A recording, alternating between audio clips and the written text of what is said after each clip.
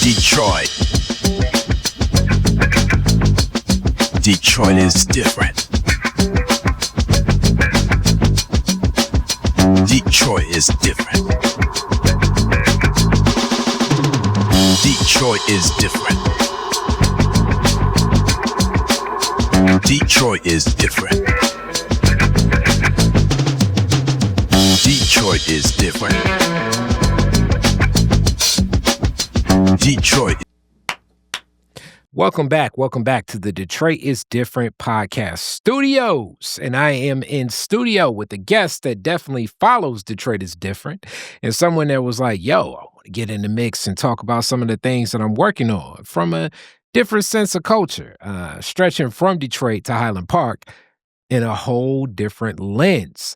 And also somebody that comes to Detroit want to bring, as I say, a lot of culture. Joshua, how are you doing today? Pretty good, my man. It's great being in the stew here. I've seen a lot of your shows, and I've seen you out in the world quite a bit too. And it's an honor and a privilege to see where it gets done on the beautiful west side of Detroit. But yeah, I definitely wanted to come in and chop it up about the capital of Detroit, Highland Park, Michigan.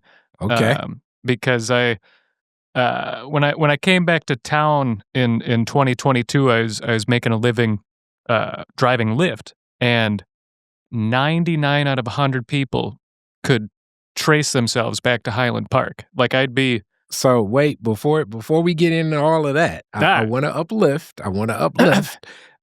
First off, you kind of sat and watched the studio really come together. It was all types of like technical setup before we even got rolling. So shout out to the team and keeping me on cues as far as how this comes together as you talk about being in studio. And then also as you're getting into the origin, you know how these things start, man. We got to talk about you and your fam and what brought y'all around here before we get into the HP story. But it's a lot of stuff from the HP story to tell. So I think the first time I came to Detroit was 2013. I was just sitting in Minnesota reading about the bankruptcy, and I was like, whereabouts from Minnesota? Beautiful North Minneapolis, Minnesota. About my grandma's house was 10 blocks from Prince's house. Prince was down on 15th and Oliver. We were up on 26th and 26th and Thomas, and I used to stay on 36th and Thomas. I lived all over the Twin Cities metro, Minneapolis, St. Paul, out in the country, the burbs, all over the place. Okay. And that area, as we know, Big Ten country, but also it's one of those places that a lot of factories and a lot of factory work in that space. For sure. I earned a living for 2 or 3 years as a truck driver. There's a lot of Fortune 500 companies in the Twin Cities, but yeah, like you say, it's kind of the last frontier. As you go out west, it's like Detroit, Chicago, Minneapolis, and then nothing until you hit Denver. So it's a huge manufacturing hub, shipping, and that's actually how it all got started. The Twin Cities, they were like, we need a point from Chicago to bring stuff out even further west. So definitely a lot of Detroit similarities as far as manufacturing and logistics and stuff like that goes from a working perspective. Yeah. So you grew up your whole time there? Yeah. I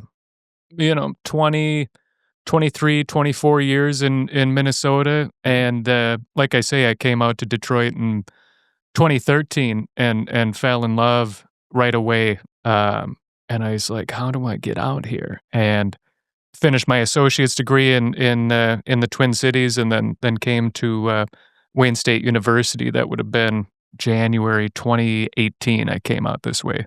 Okay. So you're reading about Detroit in 2013 as you're working and kind of watching from a view. What was the immediate response of family, friends, everybody else when you said, I think I'm about to move to Detroit?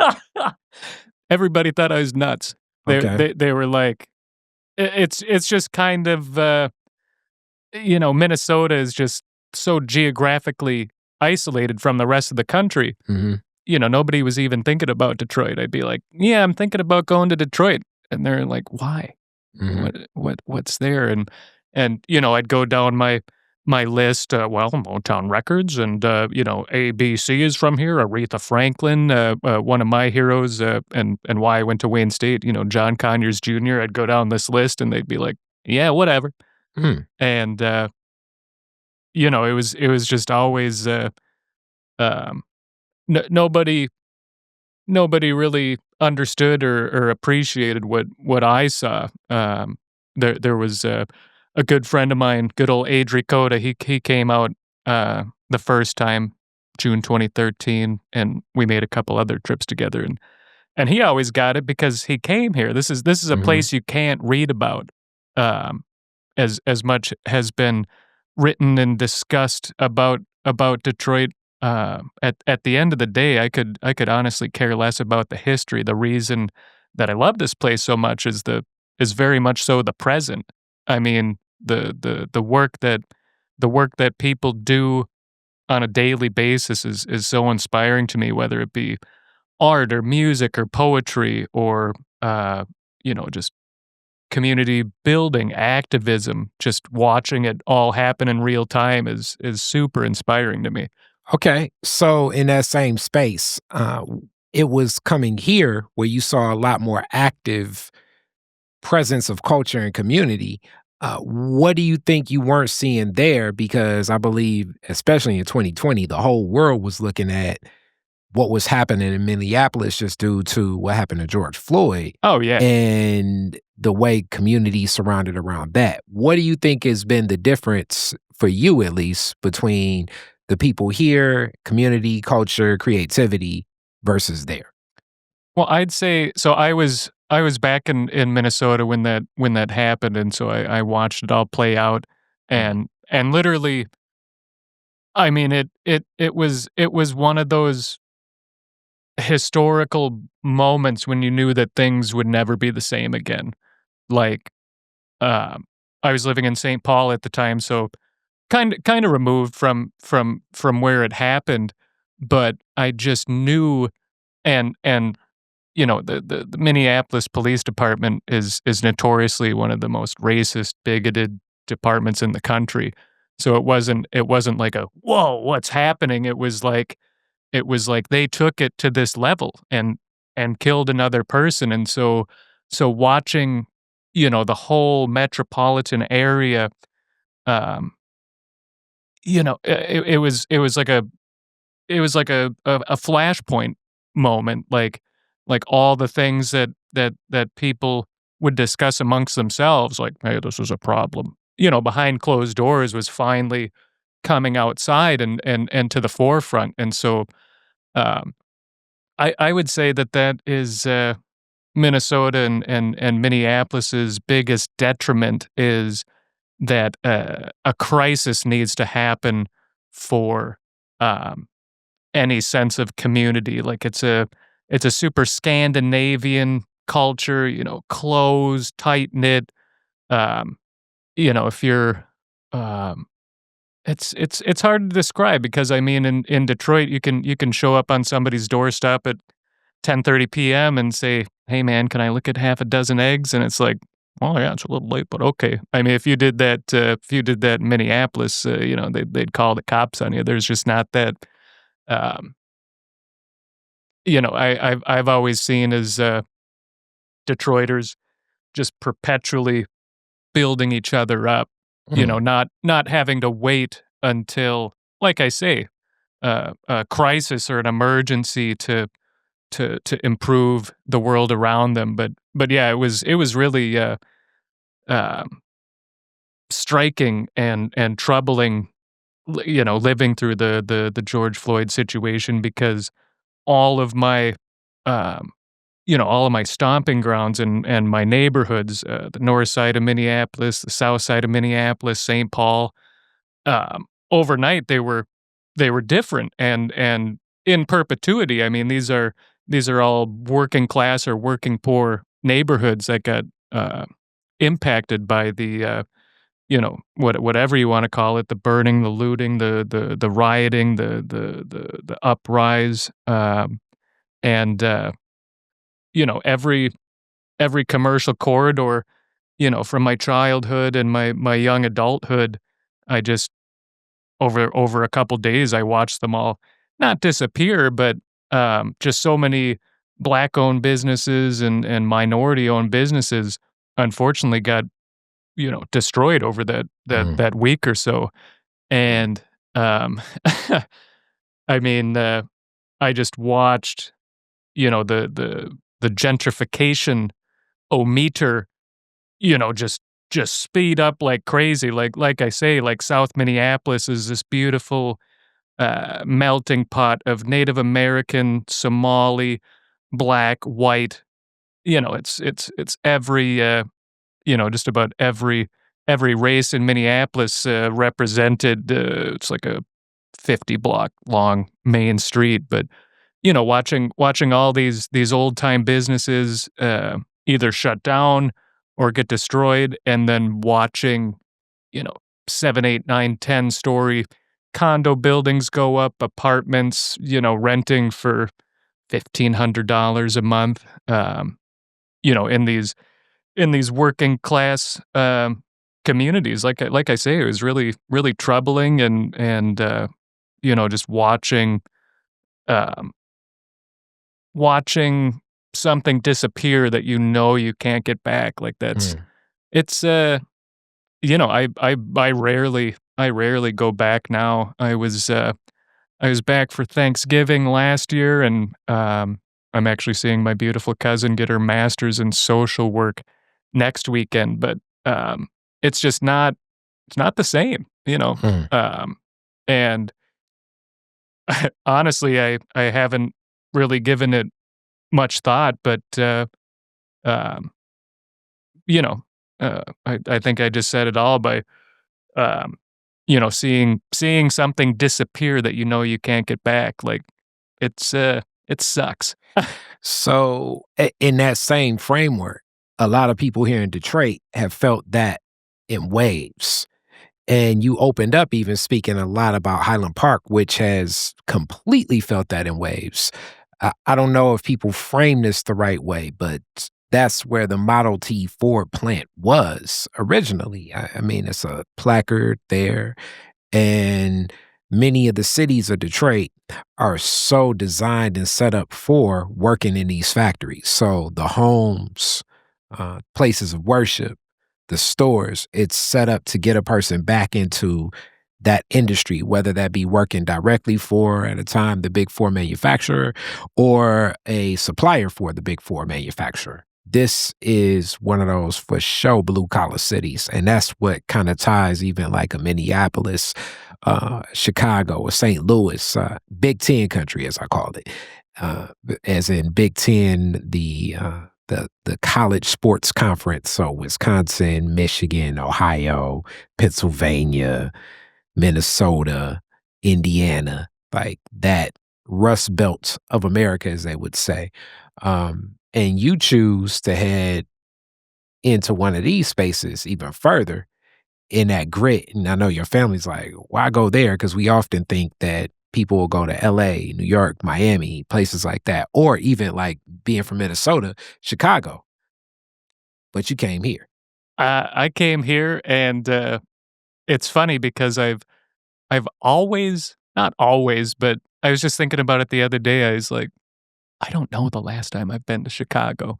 Like Mm. it was never on my radar, because as much as a music city as it was, it's not anymore. I remember going there, I think, as maybe an angsty teenager, maybe early 20s, and I was like, where are the jazz and the blues spots? I mean, home of Muddy Waters and the Chicago Blues, Buddy Guy, um, and some of the best jazz music ever recorded. I was like, and there's no spots. They just it's like I say with Minneapolis, like sometimes stuff just it ebbs, it flows, and live music is one of the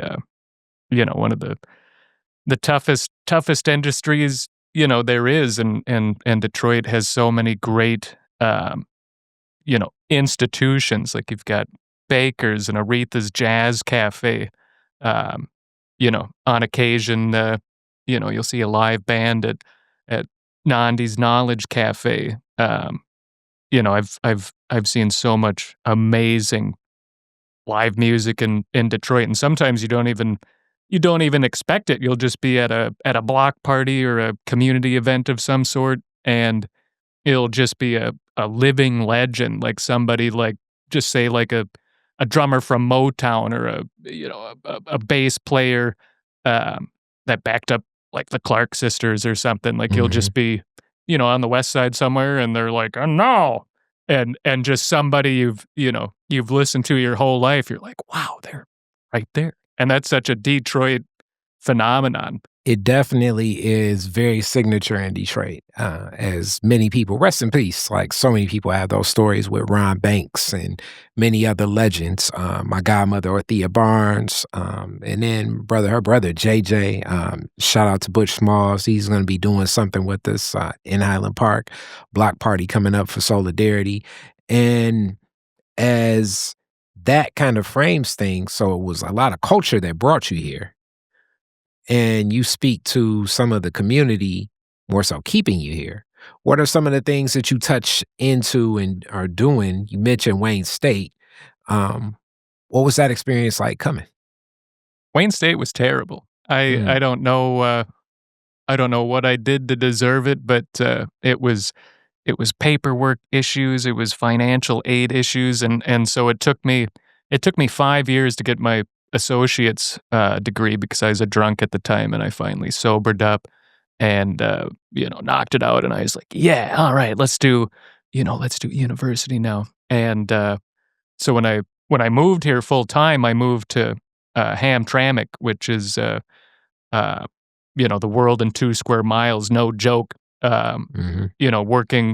Working class, beautiful tapestry ethnic community, and I was like, "Wow, this is the Minneapolis that I used to know, but, still in existence." And so, I actually spent more time just, going around Hamtramck and Highland Park and the near east side and the near west side and kinda, up Woodward, into the 48203, just going around the neighborhoods and being like, "Wow, wow." I mean, uh, And shout out to Hamtramck for people that don't know. You uplifted Highland Park, but inside the city limits of Detroit, there are two cities, mhm. Hamtramck and Highland Park. And Hamtramck is recognized as the most diverse city in America. So Bengali community, Iraqi community, uh, so many Eastern European communities, Polish. Um, when we think of like the block of what was once the USSR, a lot of those nations can be represented within Hamtramck, and also Lebanese communities, Black communities, and a lot of also, what would I say? So I said Bengali. It's some Hmong community over there, like that's closer to like the east side of Detroit. It is a lot of culture within Hamtramck. Yeah, and, like I say, like, I had, paperwork and financial aid issues, so I had, from January it was January 1st of 2018 Mhm. until I don't think I set foot in a classroom that entire year, um, because I was like, "I need to I need to save money, so I could study comfortably," and, like, it's Detroit, like, things come up, like, you'll be working a job and you lose it, and Mm. then you're out of work for I mean, there were sometimes I'd be out of work for a week or sometimes a month, just and especially, in 2018 when I moved here, I knew nobody.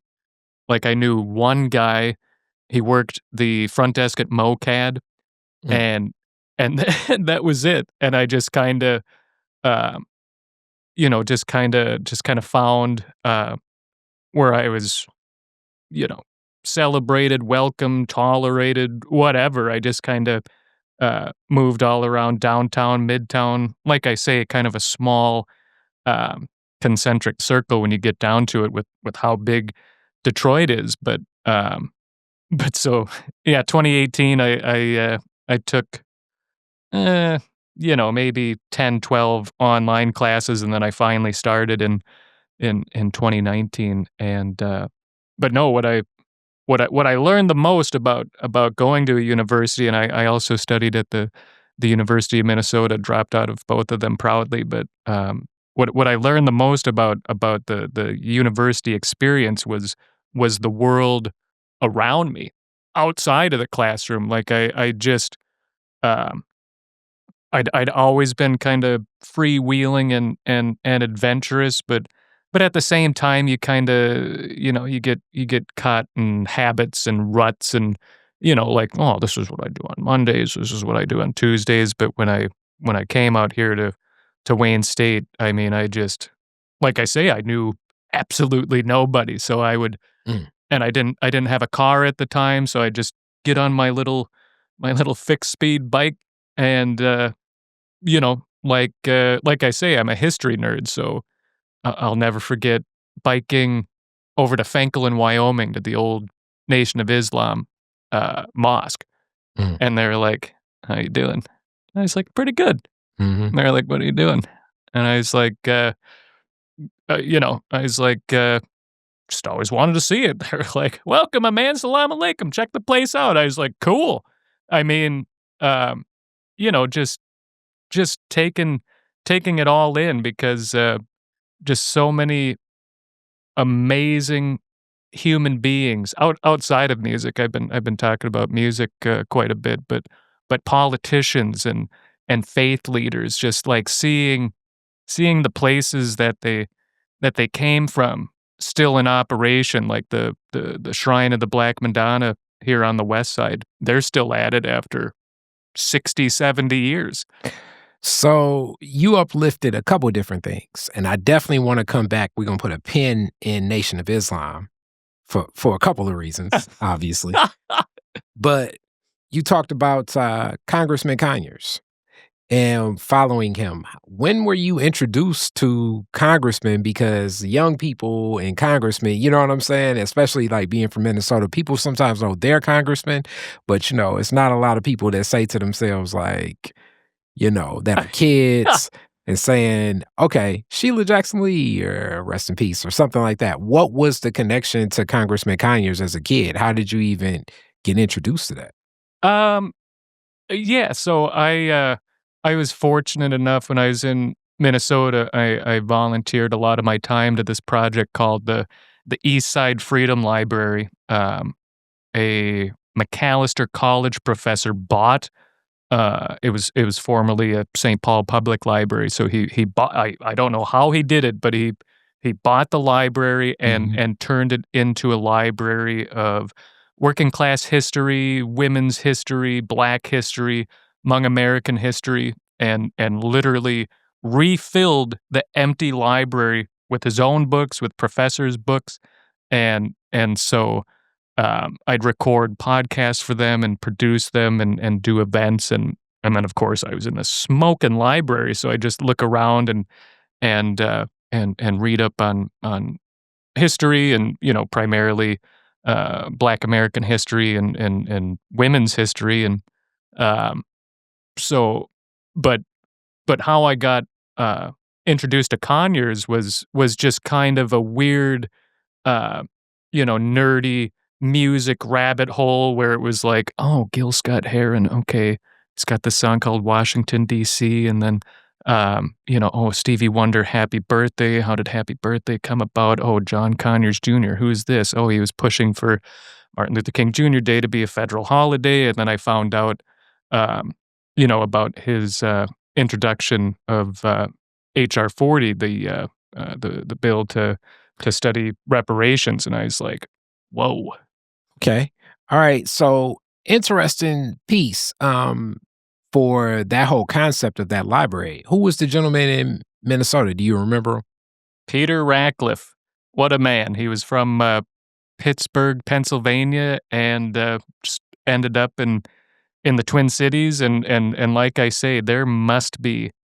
I mean, it's probably twice the amount of books as Nandi's, so probably 20,000 volumes of just history throughout, and real American history instead of the Mayflower. I mean, it's in depth from every portion of American history from the 1700s to modern day. Which naturally leads to just that connection for what did you find so interesting about women's history and Black history? Just because a lot of times, younger people ain't studying history all the way to begin with, period, Well, so my grandmother's second husband was a superintendent of schools in the UP of Michigan for 30 years. So I was, and I will thank him until the day I die. But he was a historian and had a personal library in the house. Mm-hmm. And so I'm like 5-6 years old, and he's just like, "Want to read some books?" And I'm like, "Okay." I'm a kid, but Mm-hmm. as I grew up, I could appreciate and understand just the amazing you know concepts and foundations that I read about in his library. But he was an old white guy, so Mm. there was obviously like a like a slant, Yeah. and it didn't really paint a true picture of America. It was just kind of like the John Wayne, Clint Eastwood America, like, oh, yeah, white guys doing this, that, and the other thing. And so um, when I went to community college, and when I was um, volunteering at the Eastside Freedom Library, I just got this whole, um, this whole an actual picture of what America is. And that's what's so interesting about anything as far as like, the people say any story has its three stories. It's like your side, my side, and the truth, quote unquote. And there are different realities that people see. Even as you said with the George Floyd moment, and those that define it as riot versus rebellion versus uprising. And depending upon how you frame it, because that Gran Torino, Highland Park, that Clint Eastwood, as you talk about. And that was the first time I'd ever seen Highland Park. I I was think in most people, and they were thinking to themselves like, okay, so where are the where do the Asian gangs exist in this neighborhood? well, and funny enough, the strange connection is the author of that screenplay was from Northeast Minneapolis, which is where I came up. Okay. So they wanted to film it there, but they couldn't get the tax Licensing and all incentives that and stuff, all yeah. that. So Highland Park, Michigan was Mhm. they look similar, and they've got that same that same vibe. So when I saw it when I was a teenager, I didn't even give it a second thought. I was like, Clint Eastwood playing a bigot, Korean War vet, whatever. But Mhm. when I came out to Detroit, the first or second or third time, I was like, hey, this block looks familiar. I think uh, it was primarily shot on second or third block of Rhode Island in Highland Park. Mhm. And I was like, man, life is strange. Like this movie I saw when I was 13, 14, and now I live here, work here, play here. And that movie, so that you uplift, it is a Clint Eastwood movie. Clint Eastwood definitely has a take on Americana.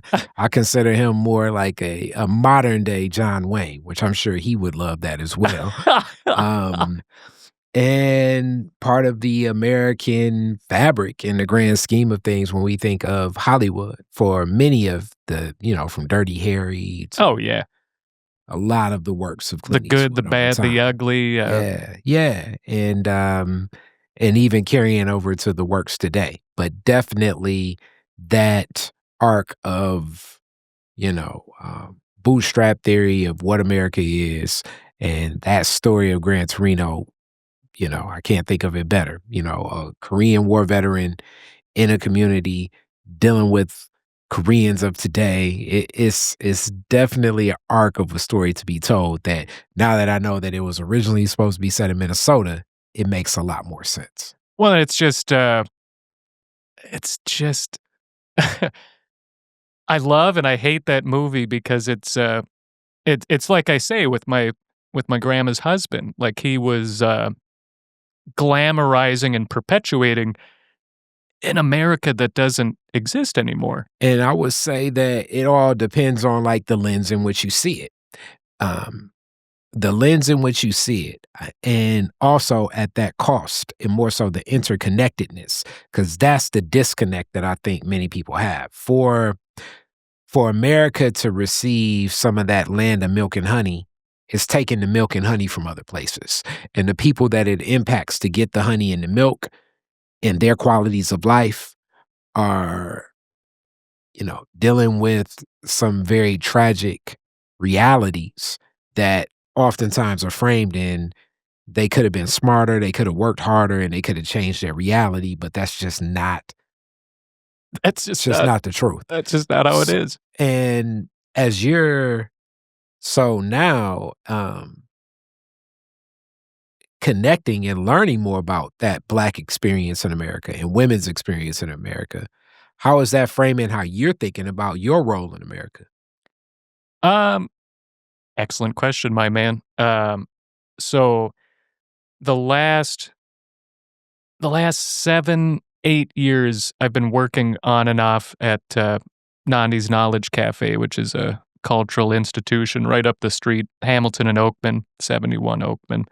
Um, and what drew me in initially, pretty girl brought me there on a date. I think it was like one of our only dates. She's like, "Oh, it's just Nandi's," and I was like, "Oh, bookstore, okay." And it's like, "Yeah," and I just kept going and I kept going because it's like I say, just having this stupid, just growing up and having this super limited um, cultural exposure and competence, and then walking into this bookstore that has Black history, Jewish history.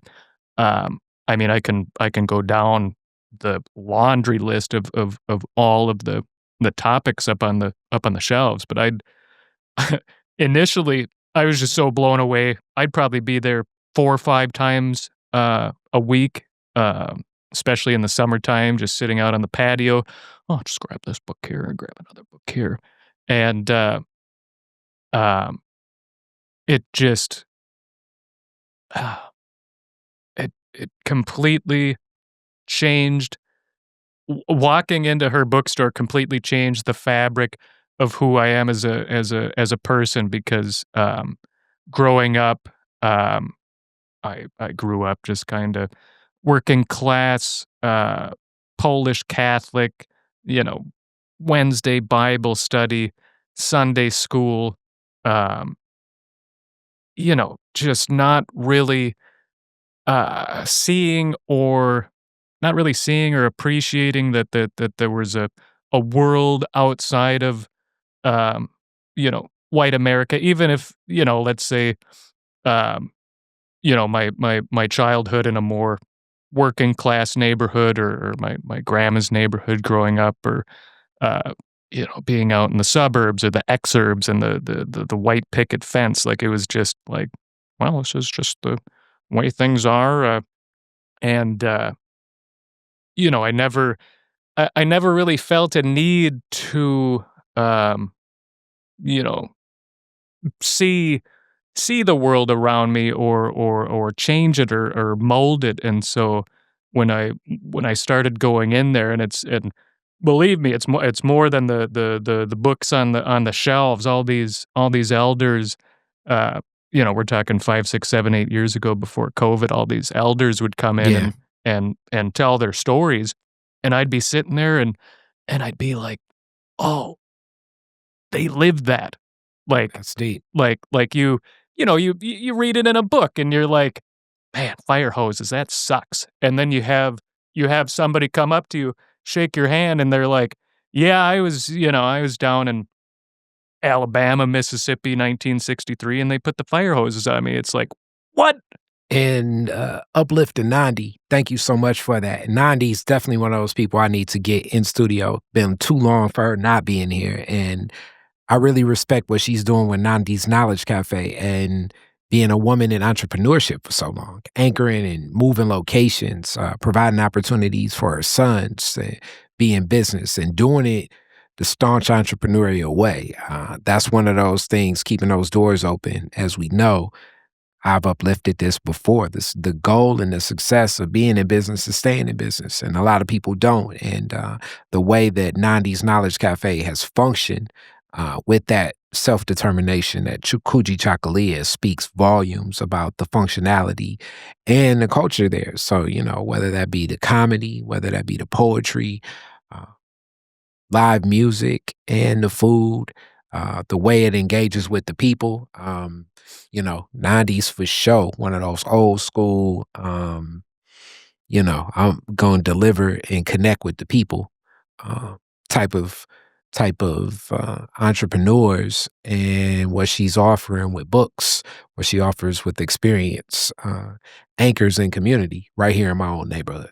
Well, and that's like I say, that it just changed who I am. Mm, Walking in there and just the wealth and knowledge from not only the people my age and younger, but the elders, and then mhm, for her and I, you know, uh, some nerdy white kid from Minnesota and an older black woman from Detroit by way of the South.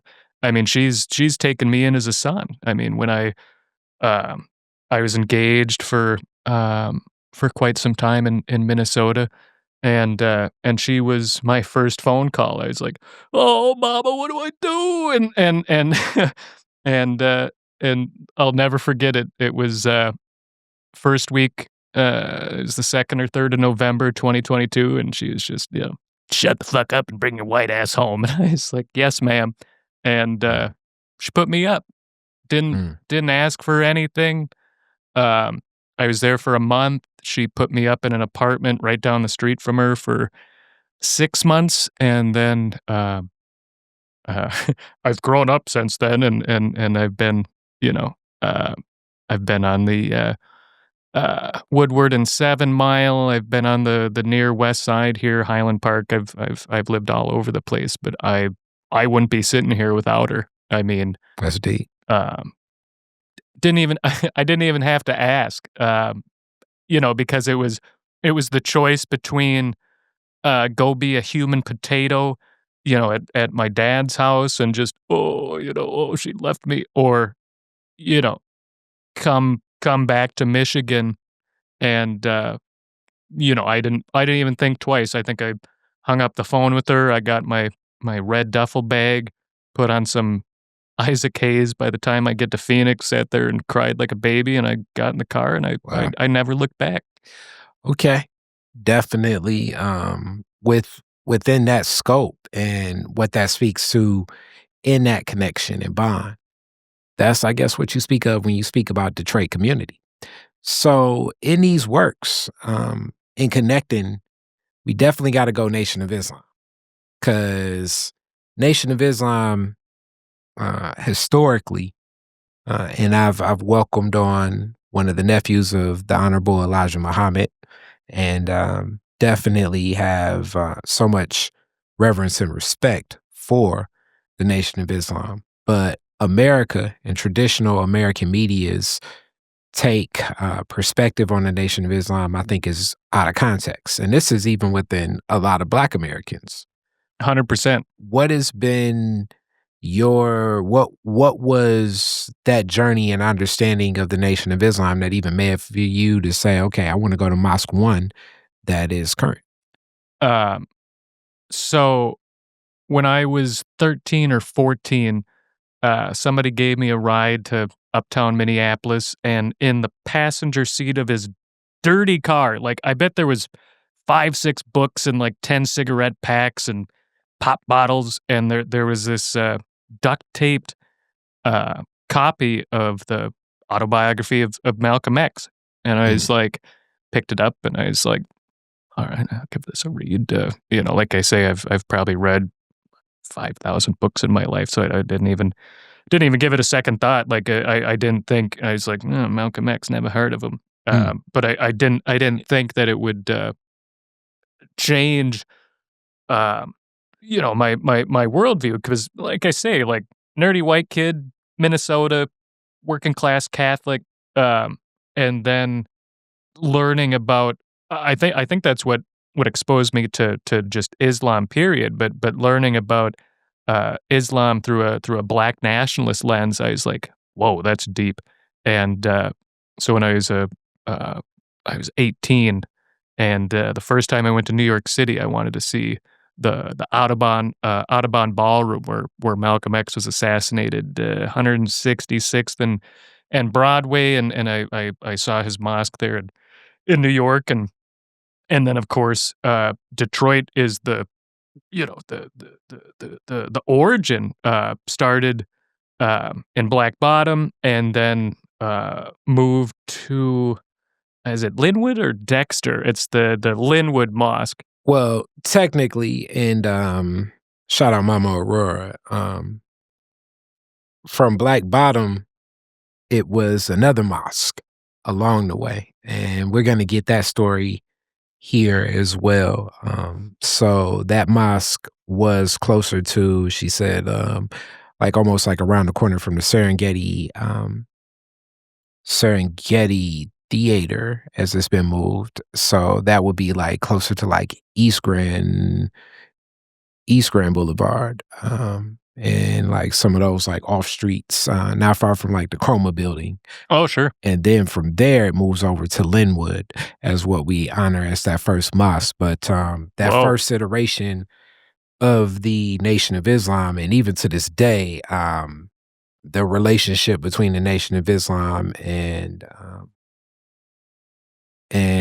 federal agencies has left many people in dangerous situations, lethal situations, that have been uplifted. So some of that history and some of those connections, out of safety, some of that information is not as uplifted and is not as upfront as, like, I guess you could say, like going to the Vatican or something. Even though I know you can't even travel everywhere in the Vatican too. You know what I'm saying? So like, some of this stuff you got access to, some of this stuff you don't got access to.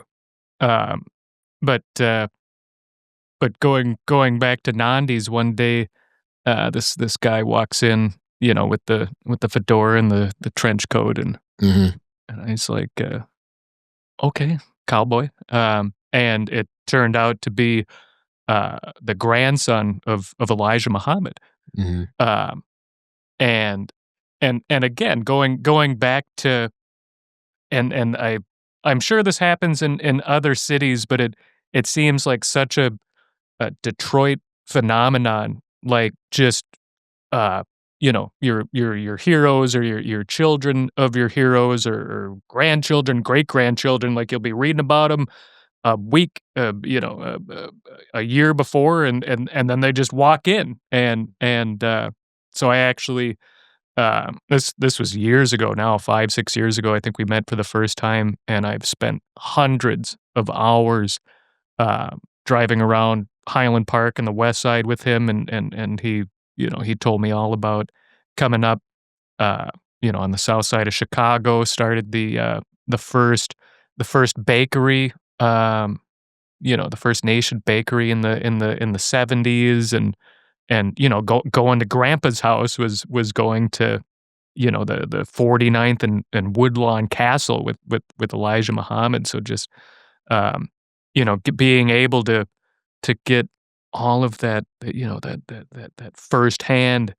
I lived this, that this is my family. Like, it's like I say, I'm sure it happens in a LA or a New York, but you're not going to get the opportunity to drive around Nation of Islam royalty. I mean, I've hundreds of hours we've gone back and forth, and he tells me stuff, I tell him stuff, and I just sit there and soak it all in like a sponge. So that definitely naturally leads to the fact of like, okay, being a white guy in these spaces, where is your comfort level? Where is your level of, I guess, understanding, compassion, empathy for what's happening around such rich Black experiences? Um, so this is kind of a joke, but not a joke, and not to blast the East Side, but the one time and the one place I've been like, oh, I ain't feeling this, was the Detroit Blues Club off of Gratiot 7 Mile. Like, Mm, everybody was looking at me, yeah. and I was just like, and some girl was just like, you want to go here? And I was like, well, you're pretty fine, so whatever you say, darling. And I went there, and I was just like, Yeah. nope, just like, and that was the one time, I think, in 12 years of being in and around Detroit, I was like, "Nah, I shouldn't be here It right didn't now." feel as welcome.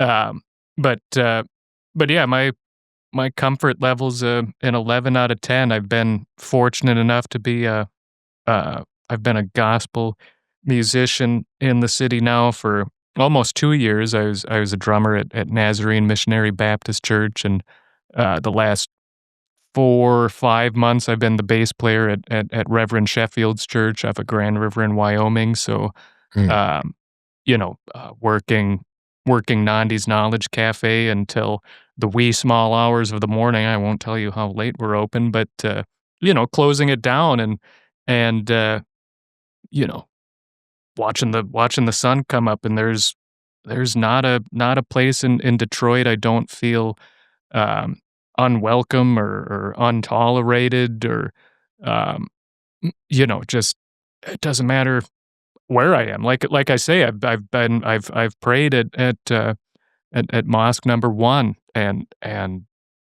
you'd think like, hey, white guy, beard, mm, kind of Jewy looking, like you'd think, these guys won't let me in, but it was like I was an old friend.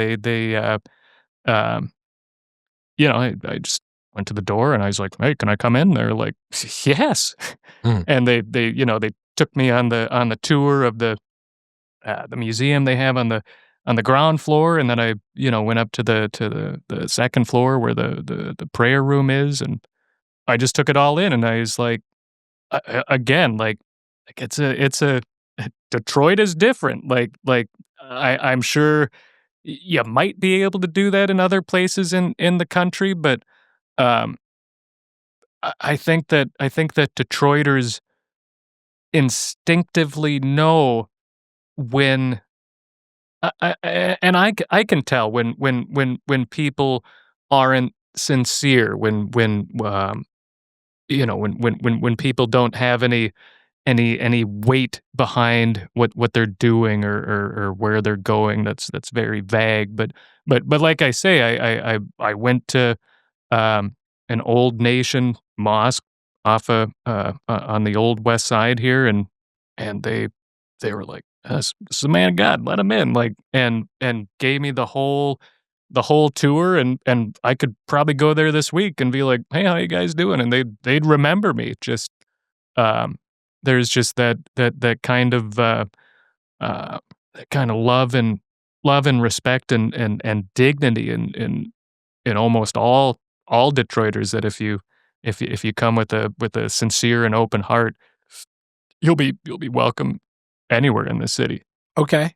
All right. So as we get closer to a close here, creatively with culture and community, what do you see yourself doing next, or what are some of your plans to do here in Connected All for you? Um, so Black Friday 2023, um, I'd been kicking around this idea for years. That's when I formerly formally incorporated City of Trees 501c3, um, the IRS in the great state of Michigan. We don't have any money yet. We're still a baby, a year and a half old. But so the long term plan is to uh, turn the whole city of Highland Park, Michigan, into an incubator and a startup for small Black women-owned businesses. Wow. Um, because I've seen uh, I've seen Nandi work for the last 7, 8 years, and it's not easy. No. Like she's got me, and she's got her three other sons, and grandchildren, and staff, and this, that, and the other thing. But at the end of the day, when you're a small business owner, the everything falls on you, Mhm. like ordering and staffing and you know uh security, and just making sure, just day to day, like keeping it all together. And so um watching how she moves, and how um she's one of a kind, Yeah. and there's no reason why, um in the blackest city in America, why we can't have, and this is, no disrespect to mama, but there's no reason that we can't have a Nandi on every corner, like having, um uh, I just always picture all of the Black women that I know with their businesses out of their houses, Mhm. like taking that business into a storefront, because at the end of the day, that's the only way to really, um, you know, upward social mobility, generational wealth. Like, I think about that all the time. Like, I think, like, man, the world without mom is going to be terrible. But at the same time, her legacy is going to be, you know, passed down to her 3, 4 sons. Myself included. Like, I bring in, uh, I do not all, but I do some of the deliveries for the shop, and bring in cases and crates, and trailers full of books, and so, her vision 30 years ago is gonna outlive her by, God willing, 120 years, because she has that physical space.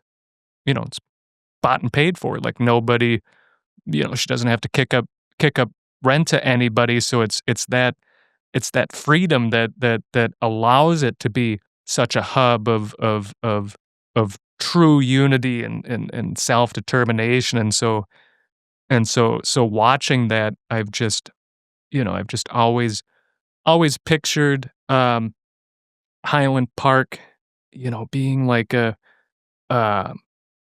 like a modern day Harlem, you know, where people don't have to leave the neighborhood for anything.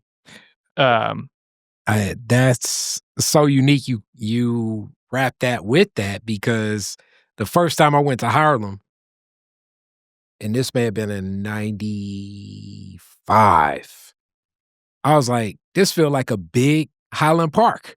But that was old Harlem, and Harlem doesn't well, feel that that way now. I really wanted to touch on that, because I was just there in March, Mhm. and for the first time ever, I was like, I finally saw, like I'd seen it, but it was like, it was one of those transformational moments where I was like, this is how systems and institutions uh destroy, um Black sovereignty.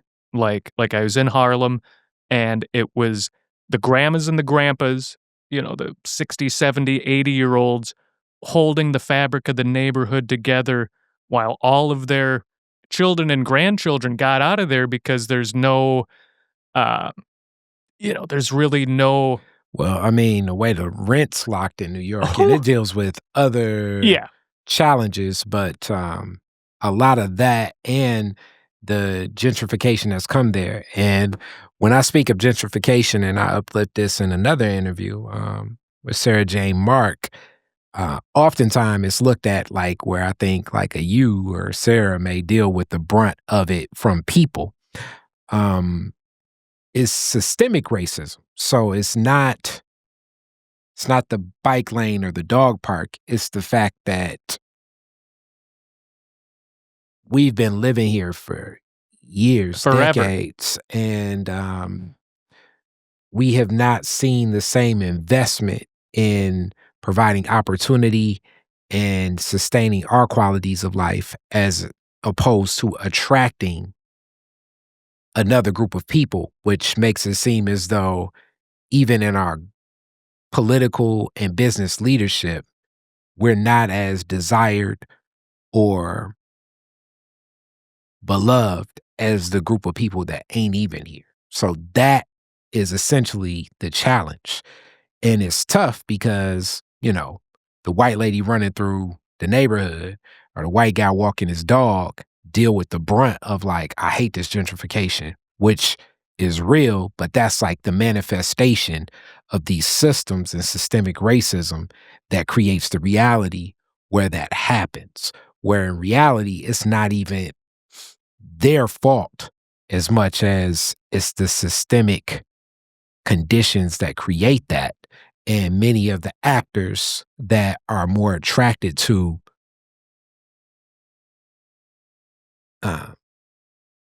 this idea of welcoming in new as opposed to honoring who is. And that's the tragedy. Well, and that's why I do what I do, and I'll never forget, being a teenager and seeing up in Harlem, one of the old churches on the marquee, it said, keep Harlem for the Harlemites, and I didn't think anything about it at the time. I was like, oh, that's catchy, okay, whatever. And so um, when I really got into living, working, playing in Highland Park, and just seeing, like, you'll see people have been trickling in the last 10 years, um, but, as it stands with the already existing infrastructure, there could be another 1,000 people, easily, and nobody would bat an eyelash. I mean, the city used to have, at its high watermark, 60,000 people, but the way that I look at it is these people that have been living in HP for 40, 50, 60, 70 years. I mean, I've had lunch with she was the first black circuit judge, I wanna say, for either the state of Michigan and Wayne County. She was 103 years old, still living in HP, and so Mhm. she remembers, when there were 13 schools, Yeah. and you didn't have to leave the neighborhood, and then to see it now where it's like, okay, we got, Yeah. now we got 12, 13, liquor stores and corner stores, and no place to actually, spend your money with somebody that you want to. Well, I would say that's where Nandi's Knowledge Cafe comes to play. And also Mama Shu and all of she does in Avalon Village. Also, other iterations of some of the work being done in HP, and more will be poured into. But as we get to a close, classic Detroit is different questions. Very first car, year, make, and model, year you got it. Very first car was a 1994 Toyota Celica with allegedly 205,000 miles on it, but he said, "Oh, I did spin back the odometer, so it probably had like 250 on it." I was 17, so that would have been 2011. Beautiful 5-speed. I can still smell the mold. Okay. All right. So with that, where's the first place you went when you got it? First place I went was Harlem, New York, baby. Frickin' Minneapolis, Minnesota. I think I skipped Detroit on that trip. I went straight from uh, Minneapolis, picked up my boy in Maryland and told him a white lie. I was like, yeah, we won't go to New York. So we went to Philly. And then I couldn't help myself. I was like, I want to see New York City so bad. So went straight up to the Big Apple. And this was like pre-smartphone. So it was like, oh, what are we doing? Like Lincoln Tunnel. And so we're like in the Lincoln Tunnel. I'm driving my stick shift. And yeah, boom. Straight from Minneapolis, Minnesota to Harlem in my moldy, stinky 94 Toyota Celica. Wow, that right there is one heck of a first place to go. And boy, oh boy, talk about kids. Stuff kids do. I know my parents. My parents don't know what to do with me. They're like, I assume they were. Yeah. So, next question. You're the DJ at the end of the fireworks. Woodward and Jefferson. Where do you playing? You get to play 2 songs. 2 songs to close out the fireworks? Mm-hmm. Oh. I mean, you gotta hit them with a slow one. So, Rocket Love by Stevie Wonder for the slow one. And, I'm thinking See the Light by Earth, Wind, and Fire for the fast, upbeat one. Okay. I'm surprised you didn't go with nothing from Prince being from Minneapolis. I mean, yeah, but I hear Detroit's a Michael Jackson town, so. Nah, man, it's almost just as many fans, man. Oh, yeah. Just as many. It's about 50-50. I don't know what I'd hit him with the fireworks show, though. Probably Gonna Be a Beautiful Night off of the Sign of the Times album, the live 10, 12-minute long cut. I would go, Let's Go Crazy, but that'd be me. And this question, alien comes down to Earth, spaceship right in front of your crib, flies out, walks out, flies in, stops and says, take me to the most Detroit place. Where are you and E.T. going? Dang. I mean, I got to do 2. I'm taking E.T. to Dutch Girl Donuts at 2 a.m. on a Saturday night. Okay. And that's very Detroit. And they'll probably be like, man, we saw your dad in about 10 years ago. and no joke, Steve's Liquor Store in Hamtramck at 10 p.m. on a Thursday night. I've sat in there with old heads probably 20, 30 times, and we're like, do the most beautiful women in Detroit come in here? Yep, sure do. Steve's Liquor Store, Hamtramck. I don't know what it is, but it's it's Detroit. Where else in America can you get socks, a T-shirt, pizza, a sub sandwich, a 375, and a carton of cigarettes? I mean, party stores are undefeated. There you go. I definitely think that E.T.'s lineage may have been at Dutch Girl. I don't know about Steve's, but who knows? You drink enough, everybody look like E.T. You know what I'm saying? So with that being said, Josh, thank you so much for this Detroit is Different. Definitely appreciate it, my man. I'm a super big fan of yours, of the show, and everything you do for this beautiful city. So I appreciate the time. Respect. Thank you so much. Peace. Detroit. Detroit is different.